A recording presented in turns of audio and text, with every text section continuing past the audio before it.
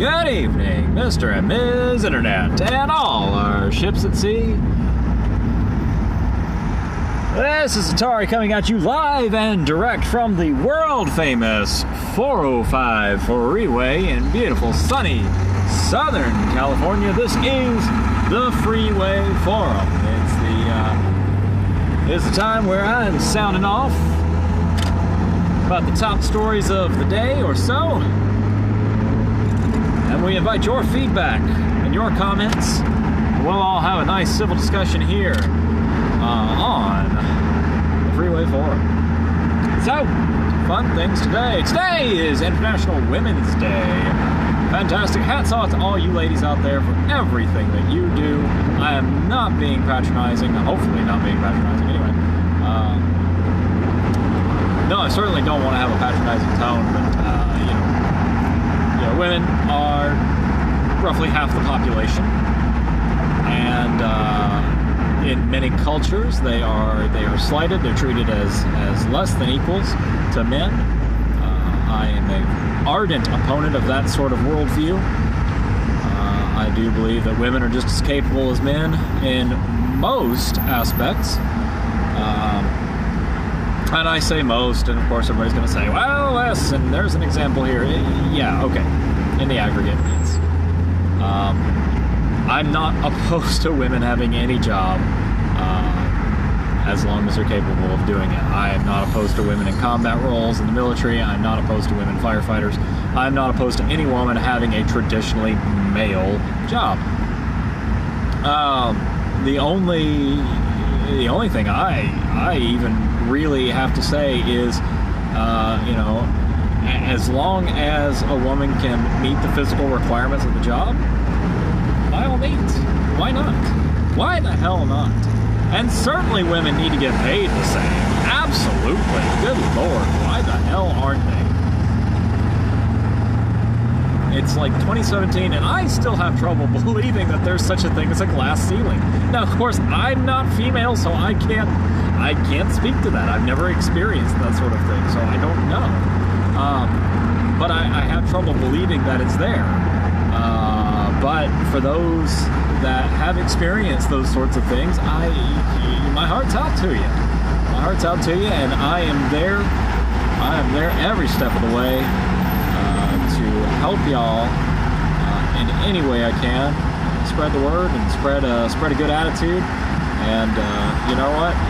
In my book, y'all are just as good as anybody else. And that's the way I look at it. I'm very much an egalitarian. I believe in the equality of opportunity. That's sort of my philosophy. Equality of opportunity. As long as somebody has the means granted them, as long as somebody has the means available to them, then nothing should really stand in their way. And absolutely, somebody should not be paid more or less depending on their gender. So that's my short and sweet little rant. Absolutely, equality for the sexes. I'm all about it, and I'm strongly about that. I feel very strongly about that. That's sort of my thing. That sort of ties into the whole liberty thing, freedom and liberty, because if there's not egalitarianism, if you do not have egalitarianism, you cannot have a true free society, because you will always have one class of people subservient to another class of people by default. That is just not how my ideal world works. So, that's my little thing on Women's Day. Next, what do we have next on the news? News. Oh, Sap and Impurify are precious. I shall not stand by and let communist infiltration, communist indoctrination, communist subversion, and the international communist conspiracy sap and impurify our precious bodily fluids. Apparently what is the worldview of one Steve Bannon, and that scares the shit out of me. Because he is He was very much an ardent supporter of McCarthyism. He thought that Joseph McCarthy was an American hero, and my God, what's wrong with you? The man used his position to intimidate. The man used his position to subvert and to get his way, and basically bullied not only other representatives, elected representatives, but also people in the media and people who worked in production, in media production, in film production, television. At the time, mass media was starting to become kind of a thing with the adoption of television in the 50s, and Joseph McCarthy jumped all over that. He was a showman. He was a big, bombastic kind of asshole who used his hard-learned bullying skills to beat the opposition into submission under the auspices of fighting communism. Because if you were not a normalist American, if you were not a Eisenhower nuclear American, then you could be a communist. You might be a communist. And it's amazing that people actually, still look at him and say, he was a pretty smart guy because he did not do the thing. No, I mean, what's the new communism? Are you a terrorist? Oh, you must be a terrorist. Give me a freaking break, y'all. Conducting witch hunts in a freely elected government, that doesn't sit well with people who are, supporters of freedom and liberty. That doesn't really sit well with anybody who should purport to support and to value values such as freedom and liberty. Because when you sow such seeds of distrust, then you can show that you can demonstrate that you're not really demonstrating anything. You're just sowing the seeds of distrust and saying, oh, this guy, he doesn't agree with you. He might be a communist. It's like, we can disagree and not be communists, okay? Tongue-in-cheek wise, communism is probably one of my favorite pejoratives. It probably is my favorite pejorative, communist. Calling something communist. Oh, that's communist. I like it better than calling it stupid or what have you. Kids back in the 90s used to call things gay. It's like, that's sort of insulting.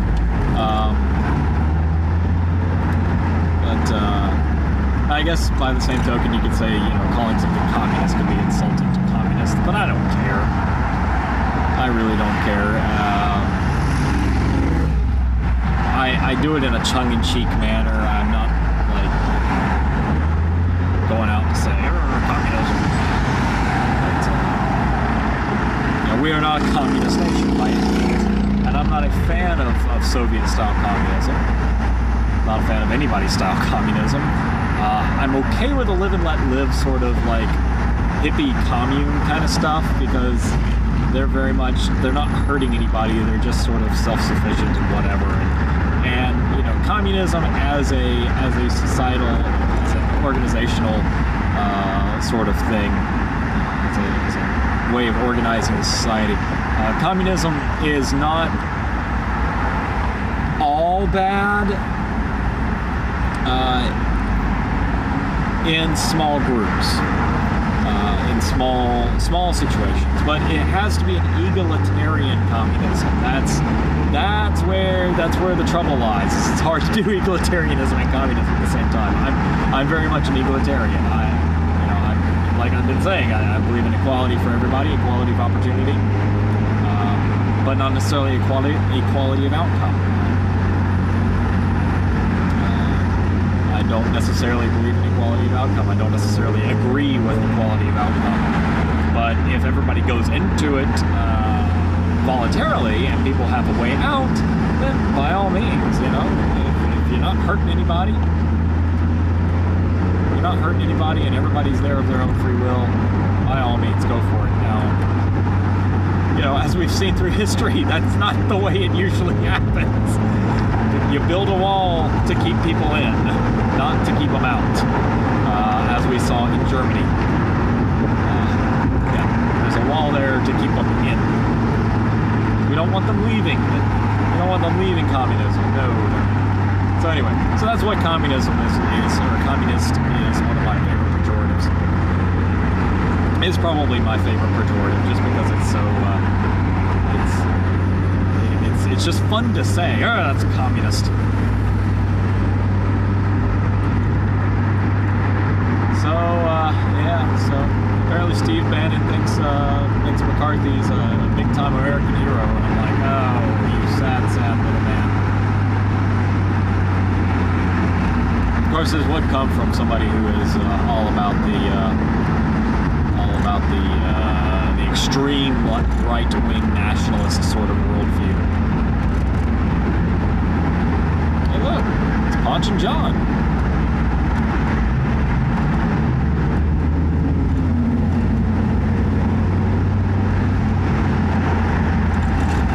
What that was all about.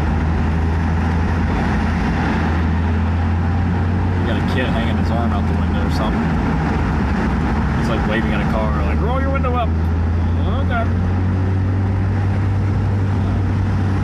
Girl back here tell me to put my top up while I'm driving down the freeway. Good luck.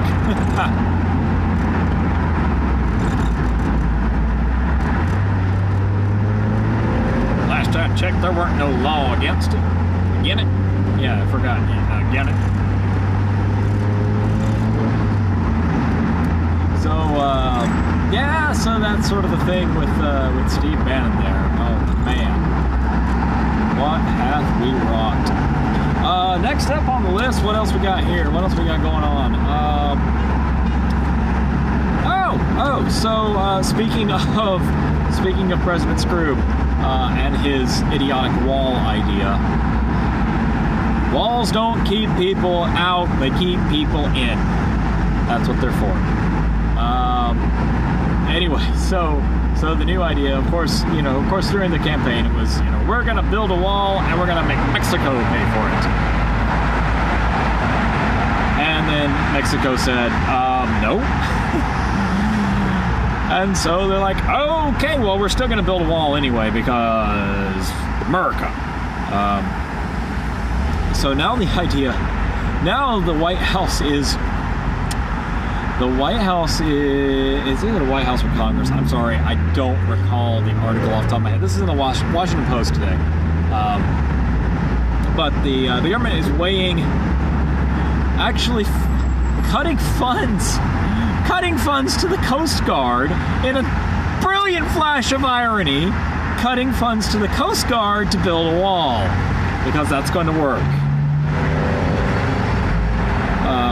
Yeah. Like, I can't even begin to wrap my head around this idiocy.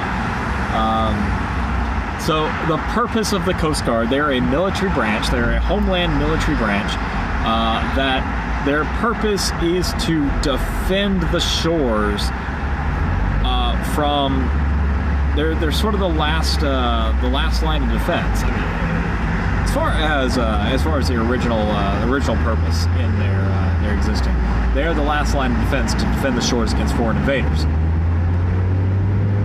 They also serve a secondary mission of search and rescue because they are prepared for it.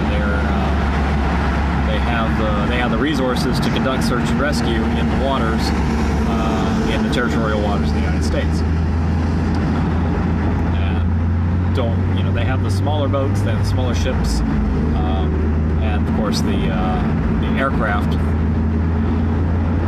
available to cover large swaths of land, and the training, specialized training to do that.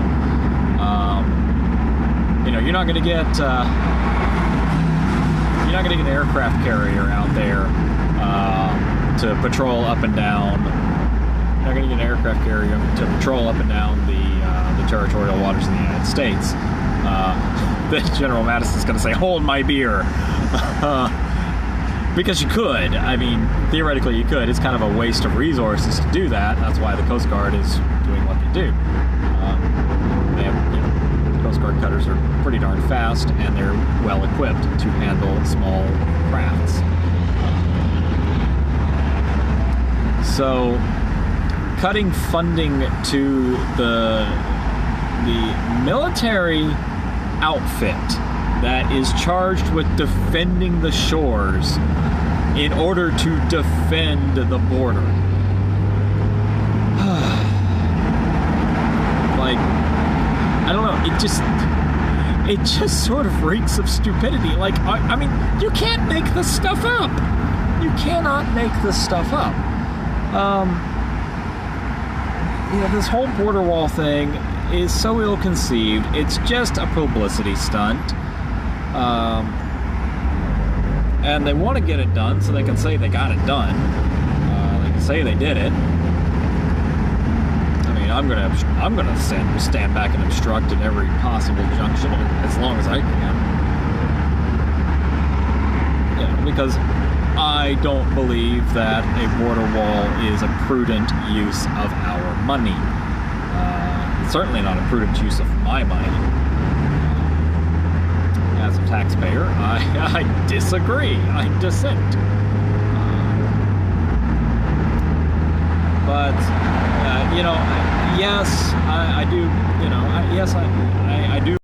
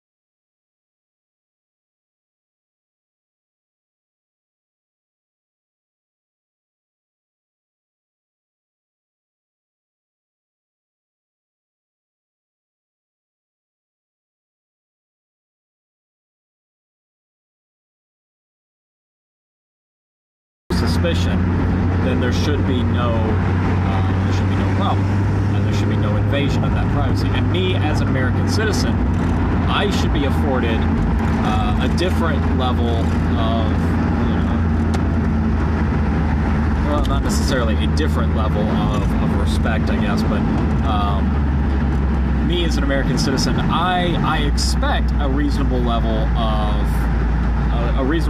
questioning, a reasonable level of interrogation, and a reasonable level of search when I cross into another country. When I cross into Canada, I expect a reasonable level of questioning. I expect Canada to protect their border by asking me where I'm coming from, where I'm going, what I'm doing, why I'm there. They want to know these things, and I'm perfectly fine with that. I'm coming into your house. I'm coming to your house. You know, I'm okay with that. I'm okay with coming in with a reasonable level of respect. But me coming into my own house and me coming back into the United States, I expect a reasonable level of interrogation, and that's it. I do not expect to be searched. I do not want to be searched. I should not be searched to an invasive extent. Sure, have me open my bags, have me show you everything that's there. If there's no contraband, that's the end of the story. That's it, done. You do not have the right to pry into my private life. You do not reserve the right to search my electronic devices, or you should not reserve that right. You should not be able to reserve that right, because that is a much more invasive level of search. That is searching intimate details, going intimately into my personal life, and that is not your purpose at CBP. I am an American citizen. I'm coming back into my country. I am not coming from a place that has any sort of known terrorist ties. I'm coming back from Canada. Fuck you. I'm coming back with arguably our best friend on the planet.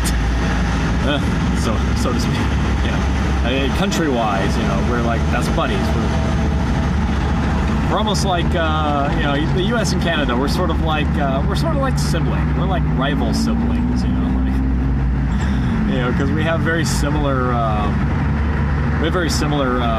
origin stories. You know, we're both made up of European immigrants that came over here to get away from one thing or another, colonizing and colonial type immigrants. We just.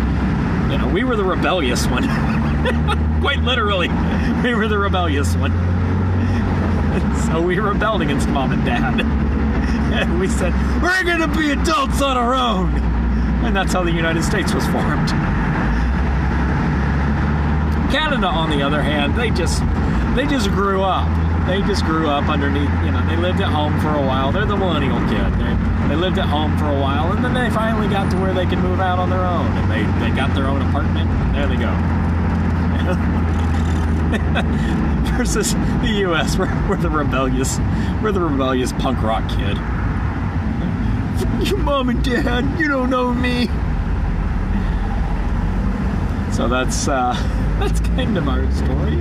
Whatever. Oh man. So anyway. But yeah, like when I'm coming into the U.S. from abroad, I expect to be able to say, you know, I expect to answer, yeah, I've been here. No, I'm not bringing anything that I'm not supposed to bring back. Would you like to check in my bags? That's fine. That's absolutely fine. However, coming in and detaining a U.S. citizen who's coming back from an area that has no terrorist ties, detaining a U.S. citizen, natural-born U.S. citizen, detaining that person, and then, you know, for hours until they give up their phone, you know, with no suspicion, with no reasonable suspicion. This guy is vetted better than CBP agents, okay? He works at JPL. He works on some super secret skookum kind of shit at JPL. He has access to things that they don't have access to. And I feel like it was a power play. I feel like that's what that was. He works on solar energy. For NASA, which NASA is one of the rogue agencies right now. So I think it was a power play within the executive branch. I think that's what that had to do with it. But it was a dick move. There's no other way to say it was a dick move. But yeah, so I don't expect that sort of stuff. I expect that not to happen. same time, you know, in Canada has a very similar setup to us, and I would expect a Canadian citizen to be afforded the same level of courtesy by the Canadian government. But everybody's different. I'm not intimately familiar with the ins and outs of Canadian citizenship because I'm not one. But yeah, that's at least my take on it. And so that's the whole thing with the wall. The wall is a power play. The wall is all about saying we don't like Mexico, so we're not going to let them in. But you know, planes. Oh my God, they forgot about planes. Most illegal immigrants coming in aren't coming from Mexico. They're coming in from other places. Most illegal immigrants coming in are simply flying in and overstaying their visas. This is not the sort of crazy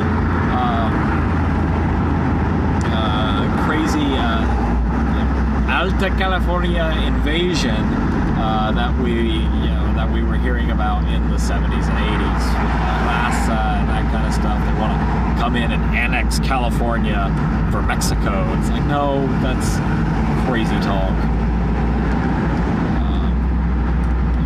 We typically have a very good relationship with Mexico as well. We have a very good trade relationship, at least, with Mexico. You know, thanks to NAFTA, they manufacture all the cheap shit. Well, at least some of the cheap shit. I mean, the cheap shit that's not being manufactured in China or Vietnam.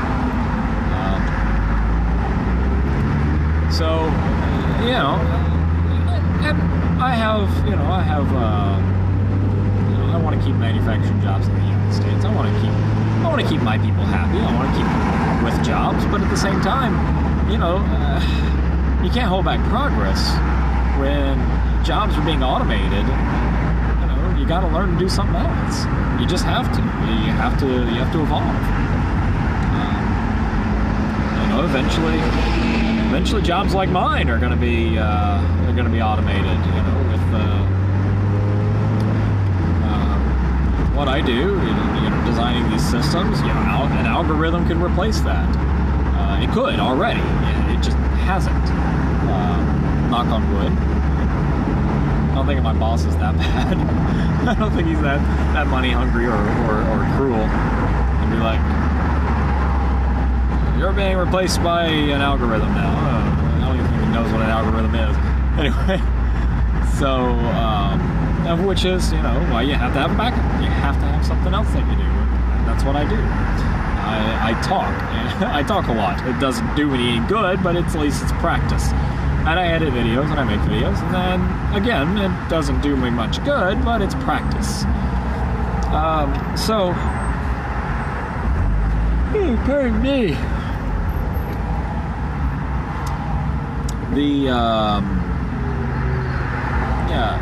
Trade makes a country strong, and having available trade is good. But you know, when people say, "Oh, I want a job," it's like there are jobs out there, just nobody wants it. You know, I hate to be that white guy that said, "Hey, you're getting a job if you really want it." They might be good jobs. They might be jobs. They might not be good, but they're not where people are. And as a country, you know, as a nation, American people were inherently, for a very long time, inherently mobile. And I think a lot of that comes from our collective identity, our national identity as a people that were settlers. We were colonists. Originally, we were founded by colonists. You know, the modern United States was founded by colonists. 13 original colonies, 15. Anyway, so, and I think that's sort of in our national identity, to want to strike out and go to where the opportunity is. But in the past 100 years, we have lost that. Almost 100 years now. You know, the past, really, especially since the 50s, since the end of the war, and into the 50s. We've really become a settled nation. We've really just kind of put down roots where we are, and we just kind of stay where we are, and everybody kind of lives and grows up and gets old, dies where they are. And there's nothing inherently wrong with that, but at the same time, you need a way, you have to be able to understand, you have to be able to accept that if you want to improve yourself, if you want to improve your life, you may have to move. That's what I did. That is what I did. I needed to improve my life. I got up, I picked up stakes, and I moved. Literally across the continent. There were no job prospects in Metro Atlanta, not any that were feasible for me, because there's no way to get to those jobs, no feasible way to get to those jobs. It would take 4 hours to get to work, taking public transit, and I couldn't afford the gas to get there in the first place. So there wasn't much that one could do. So I got up and I moved to California, and I was here about a month before I was able to find work.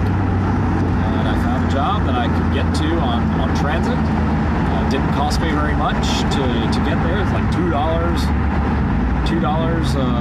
one way. Simple. Just ride the bus. Just get on the bus, ride the bus for, I think it was like a 45-minute bus ride across town. It's not terrible. It's comparable to what I spend driving in traffic. Now, of course, nowadays, with this job, I could take transit, but it would take longer because it's actually closer, but it's not direct. It's not a direct route.